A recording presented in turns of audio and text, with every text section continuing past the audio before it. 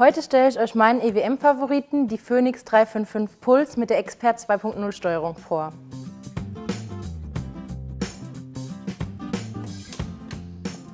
Hierbei handelt es sich um eine kompakte Version. Das bedeutet, dass der Drahtvorschub in dem Gerät mit integriert ist. Das Besondere an diesem Gerät ist die Expert 2.0 Steuerung. Hier kann man ganz leicht den Schweißprozess umstellen, aber auch super leicht einfach direkt die Parameter anpassen. Die Phoenix 355 ist auch super mobil einsetzbar, da man hier zwischen Gas- und Wasserkühlung entscheiden kann. Gut finde ich, dass man diese Maschine sogar auf einen Trolley montieren kann und somit kann man wirklich ohne großen Kraftaufwand die Maschine hin und her bewegen. Deswegen ist das Gerät nicht nur super in der Fertigung einsetzbar, sondern auch vor Ort bei dem Kunden. Ein weiteres Highlight ist die X-Net-Funktion. Somit kann man die Daten jederzeit einsehen und kann Einsparpotenzial erkennen.